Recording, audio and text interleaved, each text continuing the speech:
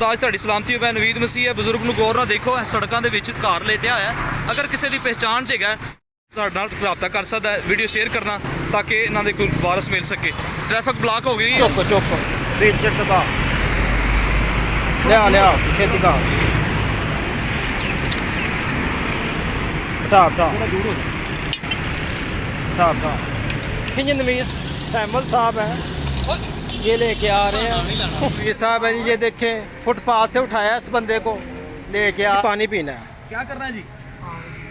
पानी पीना। कितों आए हो? सब कुछ खिलाते हैं आपको, अभी खाना भी खिलाते हैं आपका इतना बात आया जी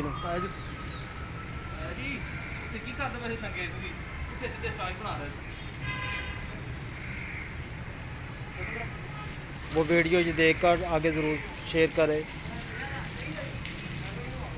ये हमारी तो कोशिश है कि जिस भाई साहब का ये है किसी का रिश्तेदार, वो जल्द से इससे रब्ता करें।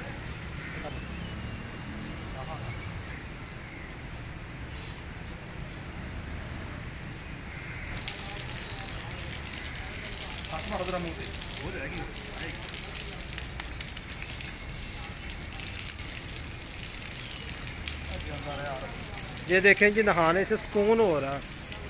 यकीन जाने के पता नहीं कितने दिनों का ऐसे पड़ा हुआ, कोई पूछने वाला नहीं है। ये सुबह देखा है नवीद मसीह ने, हमारे नवीद साहब ने, उन्होंने कहा यार ये ऐसे नहीं, ऐसा होना चाहिए। पहले इचरे से इसके कपड़े लेके आए हैं, जैसे बेकार के कपड़े ले आए हैं इसके कि चले यार इसका नंग हम काट सकें। जी जी। इंसान अगर सारी दुनिया हासिल कर लवे ते अपनी जान का नुकसान करे, उन्होंने किसी चीज़ का फ़ायदा नहीं है। ऐ खुदावंद मेरे, तू यूं कर रखवाली, मेरा सब भरोसा तू यूं ही है रब वाली। मेरी जान खुदा नूं एहो कहंदी आई, तेरे बाजों मेरी नहीं है भलाई।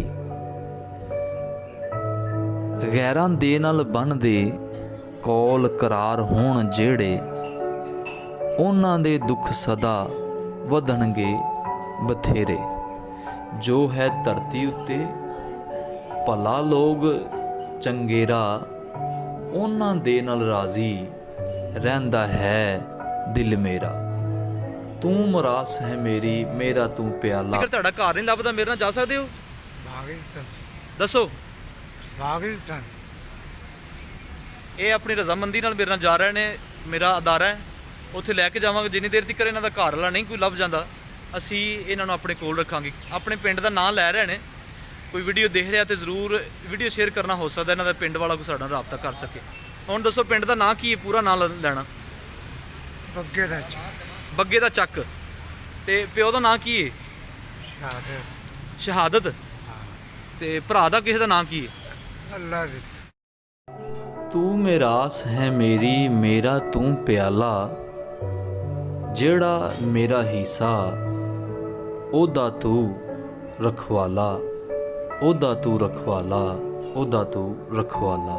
जिन्नी देर तक बजुर्गों का कोई अपना नहीं लभ जाता, उन्नी देर तक साडे अदारे च ने। ਜਦੋਂ ਤੁਹਾਡਾ ਦਿਲ ਕਰੇ ਕਿ ਇਥੋਂ ਜਾਣਾ ਹੈ, ਤੁਹਾਨੂੰ ਇੱਥੇ ਕੋਈ ਰੋਕ ਟੋਕ ਨਹੀਂ ਹੈਗੀ। ਬਾਹਰ ਜਾਓ, ਅੰਦਰ ਆਓ, ਇੱਥੇ ਰੋਟੀ ਪਾਣੀ ਖਾਓ, ਅਰਮਾਨ ਨਾਲ ਬੈਠੋ, ਠੀਕ ਹੈ। ਇਹਨਾਂ ਦੇ ਘਰ ਵਾਲਿਆਂ ਨੂੰ ਤਲਾਸ਼ ਕਰਾਂਗੇ ਸਾਰੇ ਮਿਲ ਕੇ, ਤਾਂ ਕਿ ਅਸੀਂ ਇਹੋ ਜਿਹੇ ਲੋਕਾਂ ਨੂੰ ਜਿਹੜੇ ਆਪਣੇ ਘਰਾਂ ਚੋਂ ਬਾਹਰ ਨਿਕਲ ਆਉਂਦੇ ਨੇ ਤੇ ਬਾਅਦ ਚੋਂ ਪਤਾ ਵੀ ਨਹੀਂ ਲੱਗਦਾ ਕਿ ਅਸੀਂ ਕਿੱਧਰ ਨੂੰ ਜਾਣਾ। ਤੁਹਾਡੇ ਵੀਡੀਓ ਸ਼ੇਅਰ ਕਰਨ ਨਾਲ ਇਹ ਲੋਕ ਜਿਹੜੇ ਨੇ ਆਪਣੇ ਘਰਾਂ ਤੱਕ ਪਹੁੰਚ ਰਹੇ ਨੇ। ਇਸ ਟਾਈਮ ਬਾਹਿਫਾਜ਼ਤ ਸਾਡੇ ਅਦਾਰੇ 'ਚ ਨੇ, ਤੇ ਜਿੰਨੀ ਦੇਰ ਤੱਕ ਇਹਨਾਂ ਦਾ ਦਾਣਾ ਪਾਣੀ ਇੱਥੇ ਵੀ ਸਾਡੇ ਕੋਲ ਨੇ।